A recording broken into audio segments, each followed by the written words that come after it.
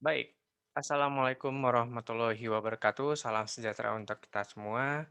Kuliah kali ini adalah mengenai Big Data and the Public Health Management terbagi dua bagian.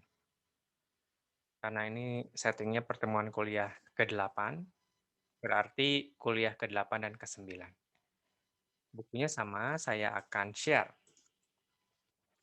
Oh ya, ini saya khusus membeli mic ya, agar kualitas suaranya bisa diterima dengan lebih jelas. Ya, ini saya beli khusus agar kita semua makin bisa belajar. Saya akan share screen. Ya, di buku yang sama, saya ke atas sebentar, buku Digital Health Promotion, ya. Kita loncat ke bab 5, ya, introduction, bahwa teknologi promosi kesehatan digital ini penting ya, seperti di kuliah sebelumnya, untuk membantu empowerment, pemberdayaan individu dan komunitas. Ingat, indikator untuk empowerment salah satu utamanya adalah partisipasi. Itu penting sekali partisipasi. Ada kerelaan dirinya, ada dorongan dari teman-temannya, keluarganya, dan sebagainya untuk berpartisipasi. Oke, dan ini nih, data, komprehensif data, dan juga kualitasnya. Saya, mengapa saya mencontohkan iPosyandu karena pengalaman sejak 2016 sampai saat ini, pengabdian pada masyarakat, penelitiannya dibungkus dalam, action research, itu mengenai Posyandu. Health data, penting sekali. Kemudian, data ini harus diurus kualitas datanya. Diurus kualitas datanya dalam bentuk aplikasi. Dengan datanya baik, maka promosi kesehatan menjadi baik. Itu bagian dari manajemen sistem informasi kesehatan melalui pengembangan digital platform. Kami mengembangkan digital platform mulai dari Android, karena dari studi kualitatif, Android bisa untuk masyarakat, banyak dipegang untuk masyarakat, 70%-nya Google Android, ya, di selebihnya iPhone, tapi kalau di masyarakat yang di kader, di ibu-ibu posyandu, itu hampir semuanya Google Android karena harganya jauh lebih bersahabat. Ya, ada sih satu, saya menemukan satu kader pakai iPhone. Ya, keren juga ya. Ya, tapi sayangnya aplikasi yang kami kembangkan belum ke iPhone, masih di Google Android. Ya. Oke, karena utamanya di situ. Itu manajemen tersebut menjadi hal yang penting diawali dengan asesmen penelitian, kualitatif, kuantitatif, dan sebagainya. Kemudian penting untuk eee, data ini menjadi bagian dari tim.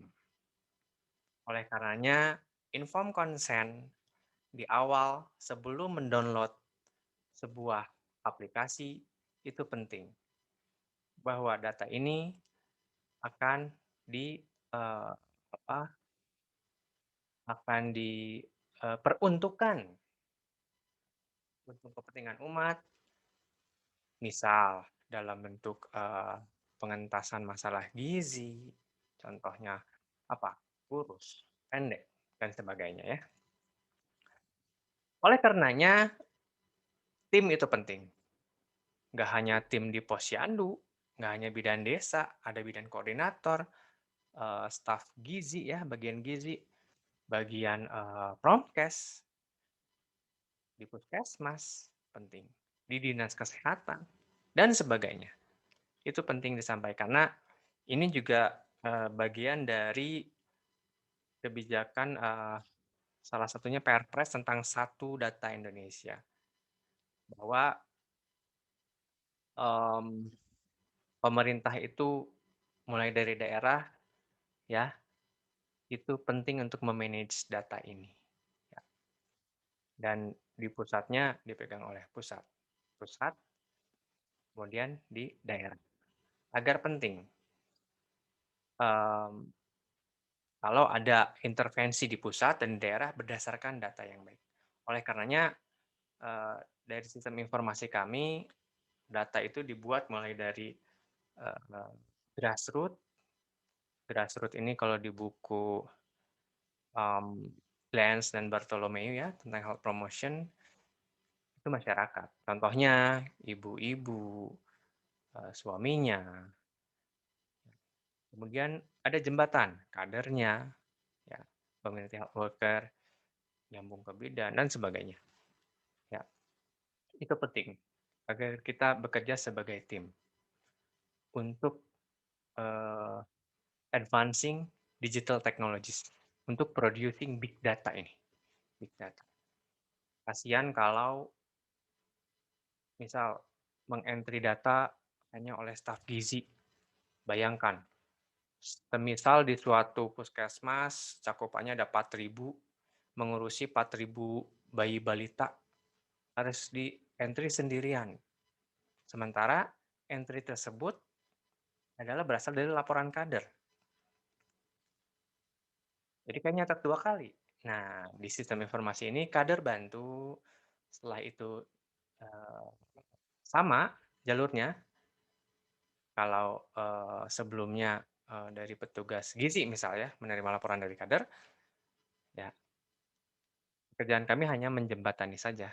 Pekerjaan kader sudah dilakukan, kemudian, perlu diverifikasi oleh bidan desa, sebelum bidan desa oleh kader koordinator, oleh bidan desa, kemudian di puskesmas sudah menerima kualitas data yang lebih tinggi, sudah 2 kali pemeriksaan. Kemudian sekiranya puskesmas mau memverifikasi lagi tidak mengapa. Ya itu penting sekali untuk, memproduksi big data di, promosi kesehatan digital. Sehingga mulai dari collected, monitored, analyze, reuse, saat, menggunakan itu untuk kebijakan, misal contohnya, di yang saya tahu di Jakarta Utara ya, itu, kalau tidak salah saya melihat fotonya, jadi dari pemimpin daerahnya itu memberikan paket bantuan untuk mengentaskan gizi ke target-target yang berdasarkan informasi dari platform. Salah satunya iPosyandu misalnya. Oh ini keluarganya ini, oke. Sehingga mulai dari, intervensi budget, konten dari gizinya sudah diperhatikan oleh, teman-teman yang bekerja di, gizi misalnya, profesional bidang gizi dan lain-lain. Support, resources, sumber daya yang dikeluarkan sesuai dengan masalah yang ada.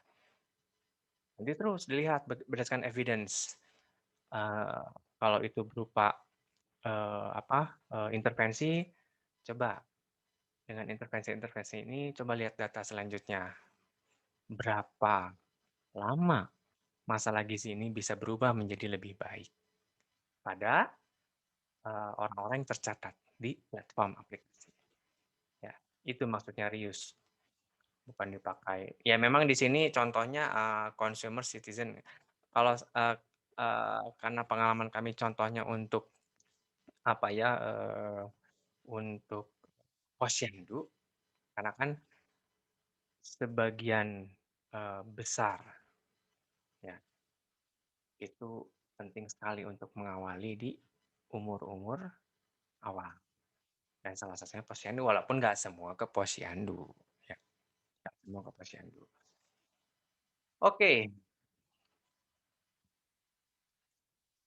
jadi penting untuk dibawa ke makro level, ya, misal, makro level ke arah maksudnya ini ke arah nasional. Ini sebenarnya antara makro dengan mikro. Kalau mikro maksudnya keluarga, ya, satuan keluarga sampai ke individu. Di sini perlu ada meso, Pemda ya, meso level, Pemda. Kalau saya belajarnya mikro, meso, makro, ya, jadi penting. Oke, di sini, data storage dan bagaimana caranya, memakai data tersebut, aksesnya, siapa saja aksesnya yang ditentukan, itu harus berdasarkan tim yang dikoordinasikan dengan, eee, pemerin baik, dan kami juga, dari pengalaman, berdasarkan literatur sebelumnya dan juga kami, eee, membaca sehingga kami di dalam tim penting untuk ada, eee, subdivisi mengenai kualitas data, keamanan data. Karena cyber attack ini sudah menjadi bagian dari ini ya, sejarah ya. Misal di sini cyber attack, ada dulu kalau nggak salah ada, ransom malware ya, saya nggak begitu ahli, ada cyber attack. Kita data di laptop kita dibuat jadi nggak terlihat untuk bisa melihatnya kalau nggak salah, mmm, yang meng-attack itu menginginkan sejumlah biaya. Kalau mau melihat datanya ini sejumlah biayanya. Jadi penting untuk, tim dari kami itu ada, profesional yang memang memfokuskan di bagian situ. Kami berusaha ke arah sana agar data menjadi aman, ya. Oke. Karena, para para dalam tanda kutip "ahli cyber attack" ini berkembang terus, makin, besar kita, pertahanannya, sepertinya makin besar pula tantangannya, sehingga makin pintar cyber attack-nya. Oke, selanjutnya kita bahas tentang, sosial media. Di dalam sosial media itu privacy menjadi hal yang, eee, walaupun diatur ya privacy, tapi, di buku ini dijelaskan privacy menjadi isu tertentu ya. Oke, kita ada personal data ini, eee, masih bisa dilihat oleh, eee, yang memiliki, platform tersebut.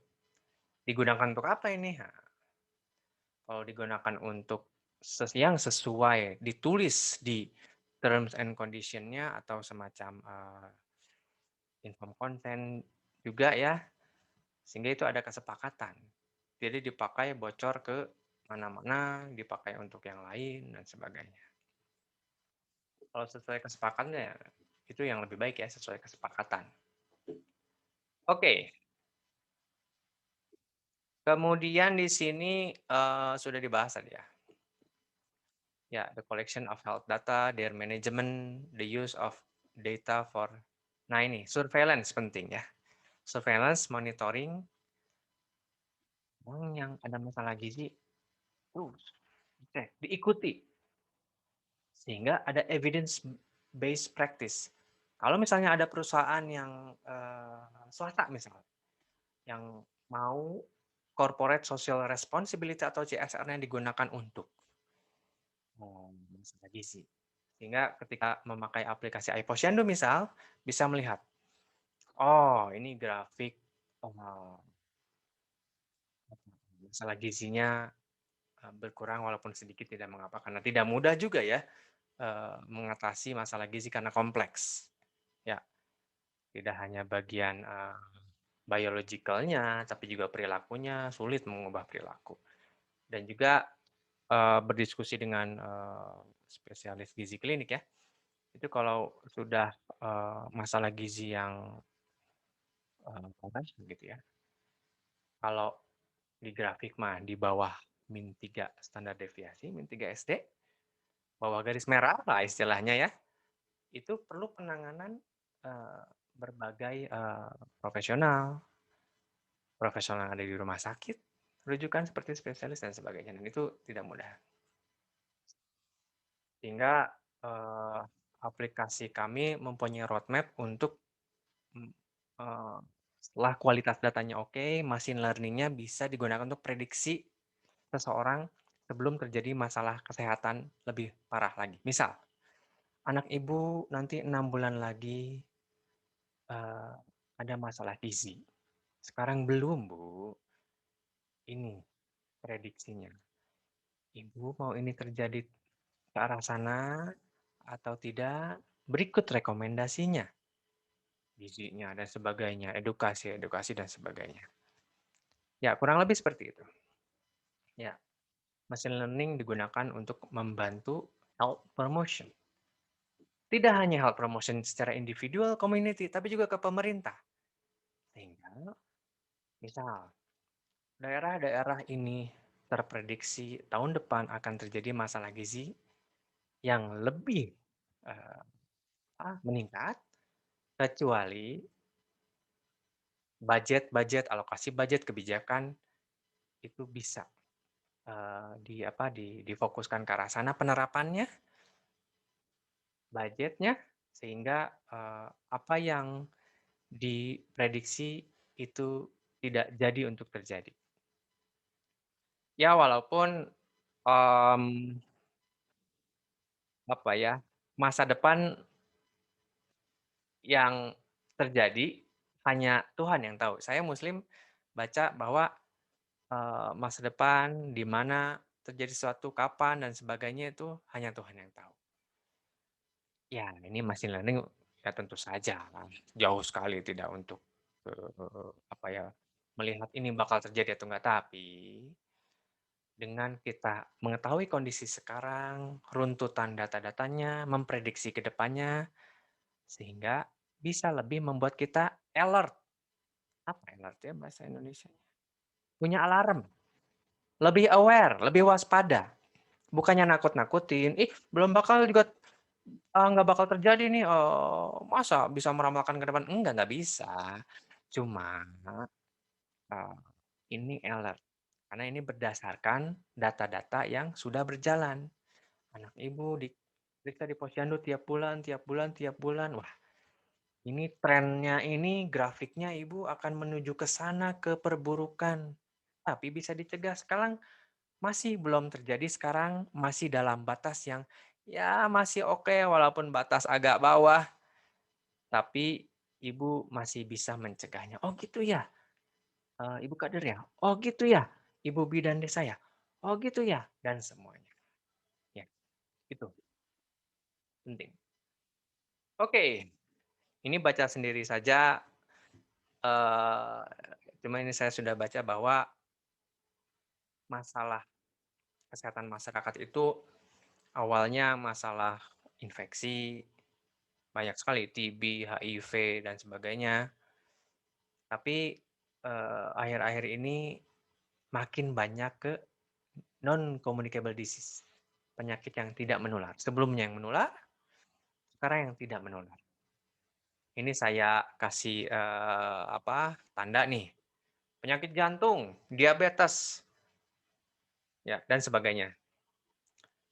Tinggal dibaca sendiri dan sebagainya. Namun maksud saya adalah ini, meningkat, eee, karena perilaku, kita. Perilaku dalam hal kurang beraktivitas. Apalagi di buku ini disebutkan, makin banyak screen time, melihat, eee, gadget, ya HP, dan sebagainya. Itu membuat kita jadi aktivitasnya kurang, melihat TV kelamaan, ya. Dulu kan TV ya, sekarang nonton TV berkurang, pindahnya ke YouTube, jadinya lihat podcast, kelamaan. Ya, sebetulnya kelamaannya yang jadi masalah. Kalau melihat untuk belajar ada tujuan yang jelas, setelah ini mengerjakan pekerjaan yang lain itu lebih jelas ya. Tapi kalau kelamaan, yang jadi masalah. Apalagi bisa jadi ke arah, masalah mental health juga. Nanti dijelaskan mental health di lembar-lembar belakang ya. Ya, ini, di bab-bab ini sih, ke arah non-communicable disease, mental health. Ya, Sustainable Development Goals yang ketiga, penting sekali ini. Ini bisa dibaca sendiri. Di semua age. Makanya, kami mulainya dari posyandu. Saya sendiri lulus S3 tahun 2016, pulang, kemudian, berminat untuk ke masalah yang, mendasar, yaitu keluarga. Karena unit terkecil dari sebuah negara adalah keluarga. Dan keluarga salah satunya diurus di posyandu. Ya memang ada yang, dokter keluarga ada, dokter keluarga juga perlu mengetahui, diagnosis komunitas di posyandu ya. Maksud saya adalah, eee, tidak, melabel bahwa keluarga itu, eee, khusus diurus oleh dokter, enggak maksud itu. Tapi lebih ke kolaborasi. Kolaborasi yang penting. Ingat ya di kuliah-kuliah sebelumnya, kolaborasi itu penting. Ya, mulai dari kader ya, bidan desa, kemudian di puskesmas ada bidan koordinator, ada dokternya, dan sebagainya. Kalau kita berkolaborasi, insya Allah kita unit suatu negara itu keluarga bisa sedikit demi sedikit teratasi. Ya, itu at all ages. Ya, di semua umur bahwa mempromosikan kesehatan untuk kesehatan, kesejahteraan penting. Sehat dulu sebagai syarat, kemudian bisa well-being, kerja mental health-nya bagus, bisa bekerjanya nyaman. Apa itu health sudah dibahas sebelumnya, kemampuan untuk bisa berubah menghadapi masalah. Ya, tidak hanya dilihat dari satu sisi bahwa badan itu sakit, udah aja sakit. Badan sakit, diabetes, kalau bisa mengobati secara perilaku, menjaga makanan, olahraga, menjaga mental dan sebagainya, itu juga betul-betul dikatakan definisi yang terbaru itu sehat ya. Jadi nggak hanya sakit itu dipandang dari fisik, enggak, semuanya. Ya. Tapi itu kuliah sebelumnya ya. Ya, oke. Supaya kita jelas bahwa promosi kesehatan sehat ini adalah holistik. Ya. Oke, di sini managing public health and the public health workforce karena penting ya membentuk workforce tim ya tim itu penting penting. Kalau contoh kami membentuk mulai dari apa mulai dari grassroots ibu-ibu suaminya dibuatkan akun iPosyandu orang tua dan tahun ini akan di apa dirubah bukan dirubah ditambah sehingga menjadi iPosyandu keluarga. Itu ada interpersonal factors-nya kalau di teori perilaku. Jadi aplikasi ini dibuat berdasarkan teori perilaku. Terus ada dukungan dari nakes, ada iPosyandu bidan sedang dibuat, ya. Kemudian tentu iPosyandu kader sudah dari awal. Kemudian pemerintah menggunakan website, mulai dari puskesmas, dinas dan sebagainya. Oke, workforce itu di setiap negara ya beda-beda ya. Ini konteksnya kalau negara di yang apa sorry negara yang berkembang ya berkembang itu seperti Indonesia ya konteksnya seperti tadi ya. Kalau di negara lain seperti contoh di buku ini ya di buku ini disampaikan sesuai dengan konteksnya disesuaikan. Leaders from their other countries will need to reflect their own country. Jadi konteks di masing-masing negaranya penting, penting sekali untuk melihat their own public health circumstances, keadaannya, kondisinya, seperti apa workforce-nya, timnya tadi maksudnya. Seperti apa kondisi di masyarakat dan sebagainya itu melalui assessment. Oke, jadi intinya sih ini hanya bacaan ini untuk konteks ya. Ini konteksnya di luar negeri, intinya sih bermacam-macam di berbagai negara. Ya, oke. Nah, ini di Inggris. Dari, terpusat lama-kelamaan, eee, di Pemdanya lah kalau kata kita mah, juga, mulai ada kontrol.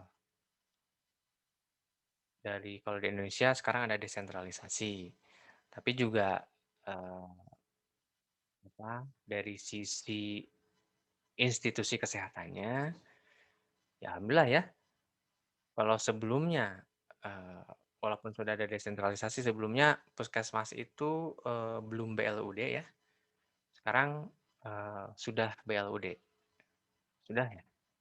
Kalau di kota sini sudah ya, di Bandung. Kalau di kota lain mungkin, ada sebagian yang sudah, ada yang belum ya. Ya maksudnya adalah, punya, otoritas untuk melihat masalahnya dan bisa bekerja berdasarkan, mengintervensi, mencari dukungan dengan, institusi yang bisa berdiri sendiri dalam mencari support, karena nggak cukup kan kalau, dana dari pusat, dari Pemda nggak cukup, bisa misalnya mengadakan kerjasama CSR dengan perusahaan sekitar puskesmas misal ya, ada katakanlah di situ ada Indomaret lah, Alfamaret lah, ini nggak apa-apa saya nggak nyebut merek, tapi ya sudah saya memang, eee, nyebut aja ini. Ya, itu ada ya, ini bukan pesan sponsor ya, ini mah kenyataannya ya, di daerah, dekat dalam satu kecamatan ada di situ ya, perusahaan-perusahaan yang bisa kalau kerjasama, tapi kalau kerjasama harus, terstruktur, jangan sampai, kerjasama kemudian CSR-nya memberikan, makanan, tapi makanannya, eee, tidak, merujuk ke standar gizi ya. Ya karena seperti dikatakan di buku ini juga produk-produk itu banyak yang ke arah, eee, apa, banyak fat-nya, banyak karbonya, banyak gula, banyak garam kebanyakan. Ya intinya, dalam hal kerjasama perlu ada standarnya terutama dalam penyediaan, bukan uang ya, kan ada kerjasama yang menyediakan barang jadi gitu. Nah barang jadinya apa? Nah, ini penting. Sehingga walaupun pindah ke lokal, tapi juga berdasarkan standar. Kalau terpusat terus, mmm, yang saya ketahui ya saya kan tidak bekerja, di puskesmas ya. Jadi pasti yang mengetahui di puskesmas, di, desa, di kecamatan. Kalau hasil wawancara kualitatif ya ada, peruntukan, misal alokasi budget, tapi masih tidak cukup juga, ya. Untuk membuat menjadi cukup, lokal bisa kreatif untuk mengadakan kolaborasi kerjasama dengan yang lain. Kalau udah statusnya itu berbadan hukum ya bisa. Oke, kemudian, ya tadi ya, strukturnya kompleks. Jadi gimana caranya ya? Ya sudah, nggak apa-apa ke lokal, tapi kita standarnya perlu ada. Oke, jadi local authorities, lokalnya Pemdanya, puskesmasnya, desa, camat, RT, RW, menjadi juga ikut, bisa berkontribusi, karena bisa bergerak secara lokal. dan mencari kolaborasi secara lokal. Ya, intinya to meet the local needs. Nah, public health perlu bekerja secara konteks lokal ya. Tidak, bisa satu intervensi kemudian digeneralisasi ke seluruh daerah di seluruh Indonesia, tidak bisa. Misal, eee, ini aplikasi iPosyandu, daerah bersinyal dan susah sinyal itu masih bisa dimengerti. Tapi kalau daerah dengan literasi yang kurang sekali, itu menjadi tantangan tersendiri. Ya, itu di roadmap nanti selanjutnya. Ya. Oke, ya boro-boro mikirin sinyal, literasi saja masih, eee, perlu intervensi yang khusus sebelum nyampe ke digitalisasi. Ya, jadi perlu tahu konteksnya. Makanya, sebelum, kami membuat aplikasi, suatu platform, kualitatif dulu, butuh nggak sih dari sisi jembatan literasi, bisa nggak memakai aplikasi? Oh, sudah bisa. Hanya dalam pembuatan intervensi di-mapping, mana konteks daerah, sehingga saat kita membuat suatu intervensi, kita tahu daerah mana saja yang dapat, eee, dimulai, dilihat, dimonitor, bagaimana impact-nya dan sebagainya. Oke, ini berbicara the public health workforce ya, sudah dibicarakan tadi, saya lewat saja. Intinya melibatkan, eee, health related profesional. Nggak hanya dalam bentuk, eee, apa, nakes saja ya, yang, selain nakes juga penting untuk berkolaborasi masuk ke dalam workforce, RT, RW, ya, dilibatkan. Kan nggak semuanya nakes atau tenaga kesehatan ya. Ya, ya walaupun demikian untuk berdifusinya ilmu, kita penting untuk mengadakan training ya, training public health practitioners. Jadi dari intinya yang nakesnya perlu di-training dulu agar ilmu bisa berdifusi ke antara nakes atau selain nakes. Ya, ini to ensure their need for skill and competency. Penting. Oke, tadi sudah disampaikan local government, kemudian ini sangat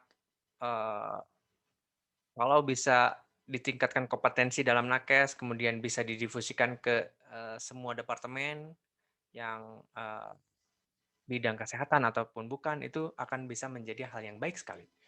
Misal, ya ini saja misal Posyandu. Posyandu berada di koordinasi desa. Kader-kadernya, kalau kadesnya ganti, kader-kadernya juga yang sejalan dengan kadesnya. Misalnya, yang saya tahu. Ya. Kemudian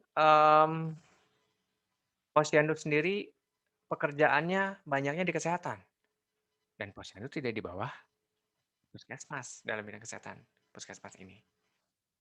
Maka dari itu, mmm, kerjasama beda bidang itu penting, ya. Kalau bisa berdifusi ilmunya jadi bisa saling ini ya, saling mengisi, ya. Ya oke, ini sudah disampaikan dan ini menjadi pilar di negara ini, pilar kelima, bahwa, membuat data, monitor, evaluasi itu dapat memperkuat promosi kesehatan. Ya, ini nggak hanya di WHO, di negara ini juga dalam RPJMN-nya, itu penting sekali. Makanya kita membuat sistem aplikasi mulai 2016 sampai sekarang berarti udah 2016 itu, preliminary-nya ya, saat kami, KKN membimbing di sana bersama mahasiswa, mahasiswa diajak untuk, mengetahui masalahnya, berdiskusi dengan kami. Dari situ 2016 sekarang udah 2021 berarti, 5 tahun. Dan insya Allah akan terus. Ya, oke, baik. Ini kita lanjut ke the use of digital technology in the management of public health services. Ya, ini seperti disampaikan sebelumnya bahwa sistem informasi itu menjadi bagian yang major part, bagian yang utama. Ini dari sejarah di Inggris ya. Ya tentu di Indonesia juga. Ya. Oh, ini di Inggris saja ada masalah.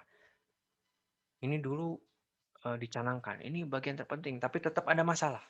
Di sini diceritakan, ada masalah. Ada masalah sehingga sistem informasi sempat ada isu, terhenti, tapi dilanjutkan lagi. Karena ya penting sekali ya. Ini bahasa Inggris baca sendiri. Saya rangkumannya penting sekali ya. It was believed that these development would improve the quality of services. Ya. Oke, sisanya baca sendiri. Nah, ini nih penting. Kenapa kita perlu istiqomah ya? Karena lama-kelamaan akan menjadi budaya. Cultural acceptance. Kita istiqomah saja membuat aplikasi dan membuat jembatannya, jangan lupa. Jangan sampai kelihatannya aplikasi tapi terlihat membuat aplikasi baru. Enggak, sebenarnya membuat jembatan. Enggak ada yang baru. Jadi inovasi yang baik adalah menurut penelitian kami, inovasi yang berupa jembatan. Tidak usah membuat hal baru, tapi kita berpikir jembatannya apa. Kekurangan di apa ya? Kekurangan atau gap-nya ini apa? Ada masalah di masyarakat, pemerintah mencoba menjawab, kita misal akademisi atau siapapun memikirkan gap yang lain, ada nggak? Oh ada, nah kita bergerak di gap tersebut sehingga saat kita terus-menerus bergerak akan ada cultural acceptance yang asalnya. Ngapain sih buat aplikasi baru? Banyak aplikasi. Enggak, aplikasi ini tidak terlihat baru. Ya mungkin desainnya, warnanya baru, namanya lain-lain. Tapi ternyata kalau di baliknya, di dapurnya saling kerjasama. Aplikasi Gojek, ada Go Tagihan, bayar listrik. Dan listrik ini diurus oleh PLN. PLN sendiri ada PLN Mobile. Ya. Tapi PLN Mobile ini, sepanjang yang saya tahu udah baru bukanya bulan-bulan lalu ya, nggak tahu sekarang. Gratis kalau bayarnya pakai Mandiri. Ya. Yang lainnya bayar. Berapa gitu kalau nggak salah 2.500. Tapi yang paling murah tuh ini Gojek 1.500, yang lain 2.500. Ya. Saya sendiri nggak punya Bank Mandiri, punya yang lain. Jadi kalau bayar kena 1.500 masih oke lah buat saya. Namanya ada nama Gojek, ada nama PLN Mobile, ada nama bayar listrik bisa pakai yang saya pernah tuh pakai link aja.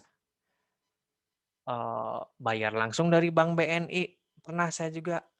Itu kena 3.000 kalau nggak salah, 3.500, saya agak lupa. Tapi poinnya bukan itunya, dendanya, bukan denda, sorry. Bukan apa, biaya administrasinya ya, tapi lebih ke banyak aplikasi, tapi kalau di belakangnya, di belakang layarnya, di dapurnya saling kerjasama untuk menyelesaikan tagihan listrik, ini baru contoh tagihan listrik, itu menjadi hal yang baik. Kalau ada aplikasi yang tujuannya bisa bekerja sama untuk menyelesaikan masalah gizi, ya, yang penting kolaborasinya. Itu. Ya, kolaborasinya. Itu penting sekali. Ya, oke. Jadi ini menerangkan cultural acceptance aja lama ya. Ya, karena tidak mudah. Kita perlu saling belajar, saling berdifusi, mendifusikan ilmu, kemudian lama-kelamaan terbiasa dan lama-kelamaan akan jadi culture. Cultural acceptance penting. Ini baca sendiri, ya. Intinya sistem informasi kesehatan, e-health ya, itu penting infrastrukturnya, penting untuk dibangun. Bukan hanya front end-nya atau menu depan aplikasi di Android, di website, enggak, tapi belakang layarnya penting. Dalam tanda kutip, infrastruktur di belakang layar. Ya, penting. Di balik aplikasi ini bisa dibuka oleh kader. Jadi di belakang layar tuh kader, ada koneksi kader, ibu-ibu hamil, bisa telemedicine ini, ibu ibu-ibu dengan, bidan lewat aplikasi. Kok aplikasinya ada 3, ada iPosyandu Bidan, ada iPosyandu Keluarga, ada iPosyandu Kader, ada website, ada 4 Mas. Di belakangnya infrastrukturnya berhubungan, di database yang sama, di, eee, apa, modul machine learning yang terus dikerjakan, dan sebagainya. Infrastrukturnya dibangun terus, ya, dengan metode action research. Oke, ya, di sini, mmm, eee, progres itu perlu dikerjakan, mulai dari primary care. Kalau konteks Indonesia nggak hanya primary care ya, community care juga. Kalau primary care itu ada tenaga kesehatan yang menjadi, pegawai di situ, entah pegawai negeri sipil atau pegawai apa istilahnya. Tapi kalau community, kader nggak menjadi pegawai dari puskesmas. Kader yang saya tahu tidak mendapat gaji rutin. Rutin. Ada dari studi di, beberapa, pemerintahan daerah, ada anggaran dana desa untuk kader. Tapi dibilang itu sama dengan gaji rutin, ya nggak sebesar itu ya. Kita gaji rutin misal saya, pegawai negeri sipil adalah sekian, kita. Tapi kalau kader, mendapatkan sebesar itu menurut saya dari studi tidak sebesar itu, ya. Bahkan kader, dari studi ya misal ada studi kualitatif, di salah satu daerah misal kami di Jatinangor misalnya pernah studi kualitatif bahwa kader sendiri ada altruism ya, sampai mengeluarkan, eee, dari koceknya sendiri untuk anak-anak, kasihan anak-anak. Ini, kalau tidak mendapatkan, makanan ya, yang dia buat surabi misal, dibuatin surabi, surabinya ada, dimasukin apa tuh ya, supaya nggak terlalu pedes tuh, oncom mah pedes ya. Adalah pokoknya dimasukin apa, anak-anak suka surabi, ya. Ya surabi kan karbo ya, cuma kalau dimasukin apa, gizi-gizi lain. Nah, saat itu saya tidak meneruskan wawancara ke arah gizinya, karena kalau topiknya adalah bagaimana membungkus makanan dari sebuah surabi, tapi surabinya masih bisa dimasukin gizi-gizi, itu kita nggak ke arah sana, ya. Tapi poinnya adalah, altruisme, betul-betul rela, makanya tidak mudah jadi kader, ya, tidak mudah jadi kader.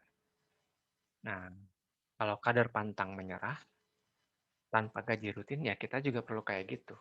Kita mah sudah kita, saya maksudnya, saya misalnya digaji oleh pemerintah,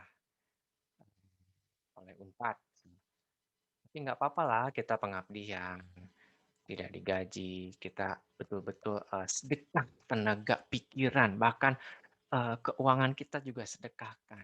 Insya Allah itu bisa menjadi hal yang berkali-kali lipat ya, manfaatnya yang tangible ataupun tidak, terlihat ataupun tidak terlihat.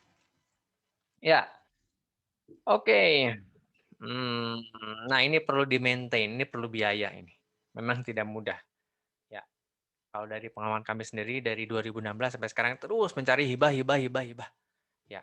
Sampai akhir kami mendapatkan hibah dari, pemerintah ya, dari LPDP, ya, dari LPDP itu Kementerian Keuangan ya, agar, uang yang telah didapatkan itu bisa dialirkan. Kami juga mendapat dari CSR ya. Ini bukan pesan sponsor ya, tapi CSR misal, swasta yang kami dapatkan PT Astra misalnya, ada bagian ke arah, CSR, ke arah, apa, posyandu, dan gitu. Ini contoh kalau melakukan promosi kesehatan itu penting untuk berkolaborasi. Ada multi pentahelix. Apa aja tuh? Pemerintah, swasta, akademisi, community, media, dan sebagainya. Ya memang, mmm, ya alhamdulillah ya dapat budget budget dari CSR, dari pemerintah dan dari Unpad, utamanya dari Unpad karena awalnya dari Unpad ya. Dari, akademisi maksudnya, dari lingkungan akademisi di Unpad itu, alhamdulillah dapat hibah dan itu penting untuk me-maintain dan meng-upgrade. Kenapa upgrade? Enggak, masalahnya ada terus. Sehingga kita perlu menselaraskan teknologi dengan yang memegang teknologi. Jangan sampai kayak gini, teknologinya terlalu maju, ini kami tuliskan di apa, di publikasi yang kemarin ya baru keterima di, apa, jurnal ya, bahwa jangan sampai teknologinya terlalu cepat, tapi yang nerimanya belum, nggak kesampean gitu teknologi, penerimaannya.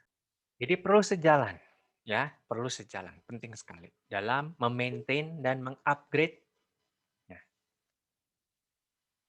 Oke, ini tadi saya udah ceritakan ya bahwa ada, di sekitar 2016 ada ransom malware yang menginginkan, "Ayo bayar," gitu. Nah ini, penting sekali ya untuk keamanan data itu ya, keamanan data penting sekali. Sangat membuat, sistem informasi di tim perlu ada tim keamanan data supaya nggak ditembus oleh, eee, hacker dan sebagainya. Oke, mmm, nah ini, sudah disampaikan tadi baca sendiri, ya kemudian ini sudah disampaikan juga bahwa, sistem informasi kesehatan, e-health dan sebagainya, itu potensi yang, baik untuk memperbaiki, untuk mempromosikan ya, kesehatan ya. Oke, surveillance dan sebagainya. Ya, kemudian ini tadi diceritakan tidak semudah yang dibayangkan, di luar negeri saja ada tidak suksesnya, tapi bangun lagi.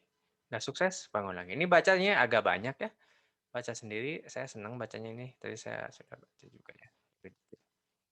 Oke, di sini singkat saja tentang cyberbullying ya, karena, eee, di sini bullying ada di sini ya, saya langsung loncat, maaf ya.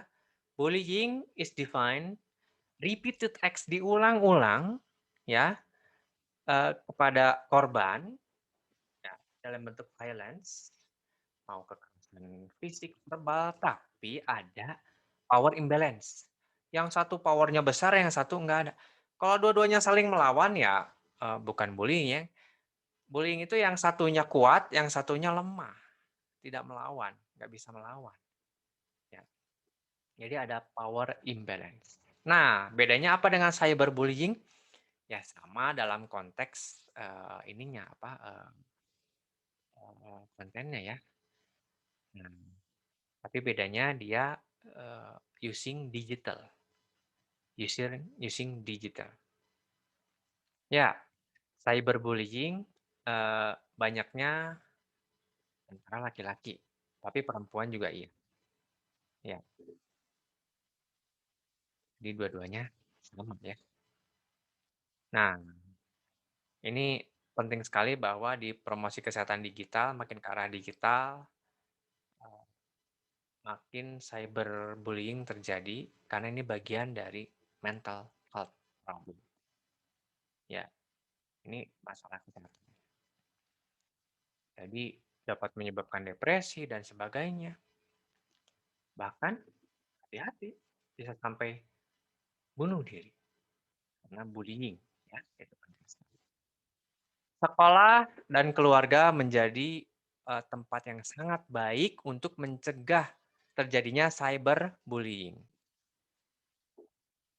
Ya, dengan penggunaan, sosial media itu makin meningkat ya. Sehingga kalau ada intervensi yang bisa melibatkan, eee, komunikasi interpersonal lewat, informasi kesehatan digital, salah satunya sosial media itu penting. Nah, ini memang sosial media banyaknya di young people. Ya, ini bisa dibaca, ya. Nah, sebagai bagian dari usaha mengurangi cyberbullying ini, karena penggunanya banyak young people, mereka perlu belajar untuk kode etik dalam melakukan, eee, komunikasi lewat, social network, media sosial. Jadi ada moral standarnya. Di sini dibahas tentang ground rules, apa aja nih guideline-nya dibaca kagak? Nah, ini nih dibilang. Karena dari studi di sini disampaikan di kalimat yang mana tadi saya lupa, bahwa ya jarang dibaca ya, itu, terms and condition itu ya, si rule-nya itu, ground rule-nya. Ya, jadi itu, sangat penting sekali. Ya. Oke, informed consent penting. Kalau di aplikasi kami ada informed consent-nya, penting sekali. Rules ini baca sendiri dan di sini dibahas terkait, eee, moralnya, deontological. Ini deontological bukannya lawannya ontologi ya, enggak. Ini maksudnya, apa sih ini, moralnya, etiknya, ya, dari perspektif etik, perspektif moralnya gimana. Sebentar nih habis baterai ya, saya ya, jangan sampai, dengan adanya promosi kesehatan dengan adanya, media digital, jadi freedom se-freedom-freedom-nya, enggak. Ada ground rule-nya, ya, harus hati-hati. Ya, oke. Nah ini nih, they did not read terms and condition, ya. Karena apa? There was nobody enforcing them. Dan nggak ada yang nyuruh aku, nah gitu. Hanya ini peran. Walaupun disuruh terms and condition, baca baca checklist, dibaca enggak. Tapi ya pengingatnya, kalau saya sih ada terms and condition dibaca ya, banyak sih, tapi dibaca. Ya, kemudian, perlu saling mengingatkan, supaya untuk mengetahui ground rule, untuk memakai, media digital. The internet is impersonal and faceless, tadi saya sampaikan ya. Ini, kalau pakai, apa tuh namanya, akun yang abal-abal juga, bukan akun sendiri, bikin aja akun, bisa juga ya. Atau, ini udah dibuat personal sih, udah ini personal. Tapi saat kita, eee, apa, me meng-upload, tergantung kitanya. Ada meng-upload kehidupan personal, semua ditunjukkan. Ya harus hati-hati ya, kehidupan personal bisa menjadi data, ya. Jadi penting sekali, harus hati-hati. Faceless, ya, fotonya ada, tapi orangnya beda ternyata di balik itu, bisa saja, ya. Jadi, ya itu bisa menjadi bagian dari isu etik yang besar ya. Jadi kalau the absence of certain virtues, nggak ada nih yang ini nih, eee, mana nih wajahnya aslinya, cuma di media sosial doang gitu ya, bukan media sosial video yang bisa kelihatan mukanya. Jadi care, self discipline, eee, apa ya, empati, kemudian, ethical untuk, eee, bukan ethical apa, etiket, sorry, etiket untuk humble misal, trust dan sebagainya. Itu, bisa menjadi, gap.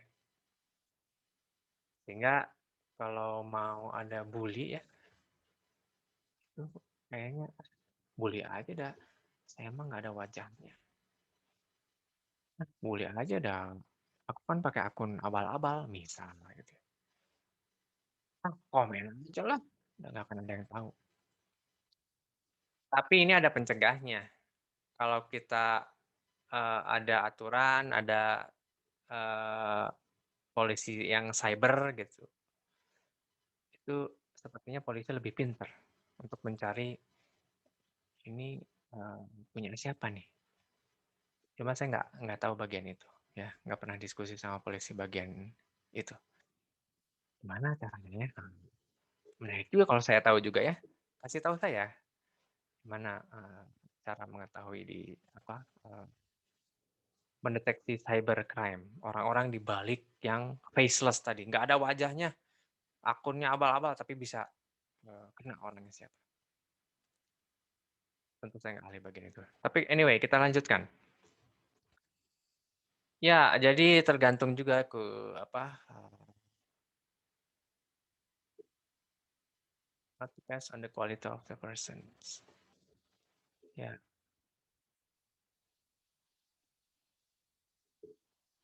oke, ini tergantung dari si mana tadi, karena pengaruh luar juga penting juga ya. Ya, ini di kehidupan setting internet ya, bisa saja orang yang the decision whether to bully or not depends on the quality. Ya. Oh, mohon maaf, ini, saya salah baca bahasa Inggrisnya, mungkin kuliah kita kelamaan, mohon maaf nih. The decision whether to bully or not, saya salah baca. Kirain saya not depends. Maaf maaf, saya yang salah. The decision whether to bully or not, ini mau ngebully atau enggak tergantung dari kualitas orangnya, integritas orangnya nih, tergantung. Ya, oke, mohon maaf saya memang kuliah lebih dari sejam, ini saya lihat udah lebih dari sejam ya. Lelah juga ya. Oke, ini sudah disampaikan bahwa untuk mencegah jejak digital adalah permanen. Aduh, jejak digital permanen, bisa di screen capture oleh orang dan sebagainya. Ya, jadi ini, penting sekali, karena kalau komunikasi, oral communication, ya kalau nggak direkam nggak akan jadi jejak digital, kalau direkam ya jadi, terekam ya, bisa direkam di jejak digital. Tapi kalau enggak ya, eee, keinget aja di otak, tapi nggak akan permanen tersimpan di, media sosial. Ya, oke. Barusan adalah bagian terakhir, nanti kuliah selanjutnya adalah bagian, big data phenomenon ya. Jadi demikian, mohon maaf atas segala kekurangan saya, karena ini kuliahnya one take ya. Saya berharap ada diskusi antar kita, tapi ternyata ini video yang kita sulit untuk, saling memberikan feedback. Ya, penting nanti kita perlu ada feedback ya, kita perlu ada diskusi langsung, ya. Karena dalam promosi kesehatan salah satu kuncinya adalah feedback. Kalau nggak ada feedback, kita sulit untuk maju. Oke, demikian. Terima kasih. Assalamualaikum warahmatullahi wabarakatuh.